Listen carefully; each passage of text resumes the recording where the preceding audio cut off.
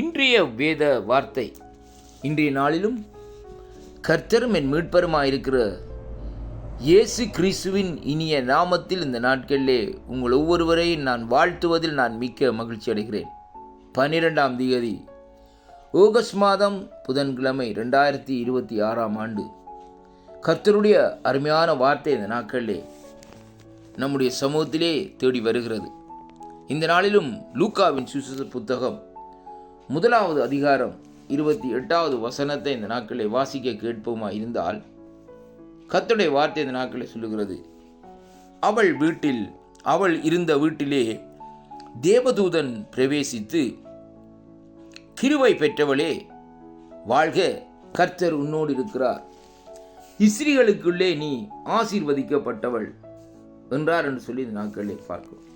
அருமை பிள்ளைகளே, இன்றைய நாளிலும் இந்த வாக்குத்தத்தத்தை யாருக்கு கொடுத்ததென்றால், அங்கே கர்த்தராலே அனுப்பப்பட்ட தூதர் இந்த நாட்களிலே வந்து மரியாளை நோக்கி இப்படியாக பேசுகிறதை அங்கே பார்க்கிறோம். அருமையாக கர்த்தருடைய பிள்ளைகளே, இந்த வார்த்தையினுடைய அர்த்தத்தை நாங்கள் இந்த நாட்களிலே பார்ப்போமா இருந்தால், இங்கே பாருங்கள், இந்த நாட்களில் வேதம் சொல்லுகிறது, அங்கே கபிரியேல் என்னும் தூதன் கலிலேயா உள்ள நாசரேத் என்னும் ஊரிலே தாவீதின் வம்சத்தம் ஆகிய யோசேப் என்கிற நாமமுள்ள புருஷனுக்கு நியமிக்கப்பட்டிருந்த ஒரு கன்னிகை இடத்திலே தேவனாலே அனுப்பப்பட்டார் என்று சொல்லி இந்த நாட்களை பார்க்கிறோம்.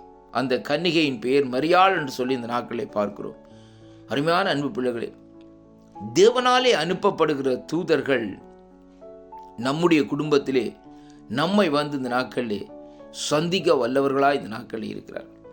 யதாட்சியமாக சில வேளைகளிலே நாங்கள் தூதர்களை சந்தித்திருக்கக்கூடும்.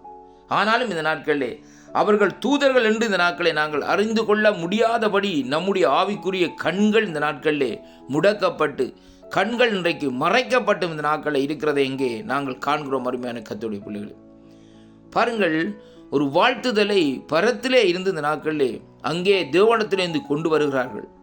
எப்படியாக சொன்னால், வேதம் சொல்லுகிற காரியம், கிருபை பெற்றவளே வாழ்க, கர்த்தர் உன்னுடனே இருக்கிறார்.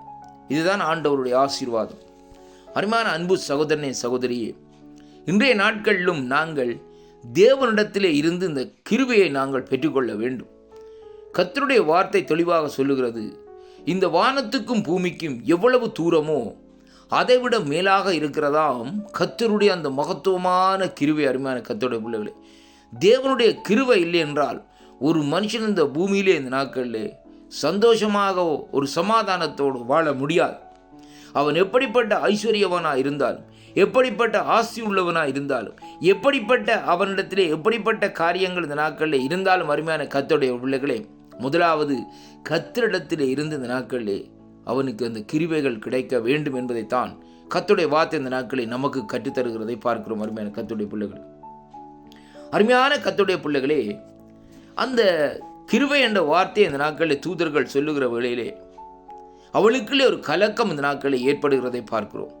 அவளோ அவனை கண்டு அவன் வார்த்தையிலே கலங்கி இந்த வார்த்துதல் எப்படிப்பட்டதோ என்று சிந்தித்து கொண்டிருந்தான் என்று சொல்லி இந்த நாட்களை பார்க்கிறோம். அருமையான கர்த்தருடைய பிள்ளைகளே, பாருங்கள், நம்முடைய வாழ்க்கையிலே கூட ஆண்டவர் திடீரென்று தன்னுடைய தூதனை அனுப்பி ஒரு வார்த்தையை சொல்லுகிற வேளையிலே அந்த வார்த்தையை குறித்தே நாங்கள் இந்த நாட்களை சிந்தித்து கொண்டிருப்போம். அருமையான கர்த்தருடைய பிள்ளைகளே, ஆனாலும் தேவதூதன் அவளை நோக்கி, மரியாளே பயப்படாதே, நீ தேவனிடத்திலே கிருபை பெற்றிருக்கிறாய்.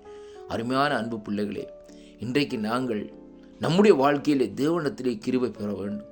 தேவனிடத்திலே இந்த நாட்களில் நாங்கள் கிருபை பெற்றால்தான் இந்த நாட்களிலே தேவனுடைய ஆசீர்வாதங்கள் இந்த நாட்களிலே நம்மை சூழ்ந்து கொள்ளும்.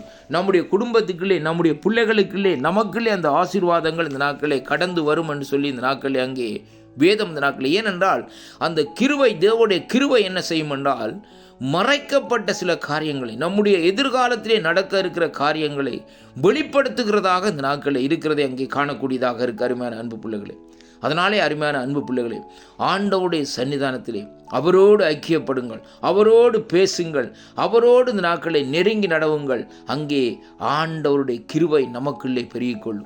இந்த வாக்குத்தத்தம் இந்த நாட்களே ஆசீர்வாதமாக இருக்கும் என்று நான் விசுவாசிக்கின்றேன். இந்த வாக்குத்தத்தங்களை கேட்கிற ஒவ்வொரு இல்லங்களிலும், ஒவ்வொரு தனிப்பட்ட சகோதர சகோதரிகளுக்குள்ளும் தேவனுடைய கிருபை அபரீத விதமாக பெருகும்படியாக இந்த வேளையிலே ஜெபிக்கிறேன். கர்த்தர் தானே இந்த வாக்குத்தத்தங்களை கேட்கிற ஒவ்வொருவரையும் ஆசீர்வதிப்பாராக என்று ஆண்டவராய் இயேசு கிறிஸ்துவின் நாமத்திலே வாழ்த்தி ஆசீர்வதிக்கிறேன். ஆமேன்.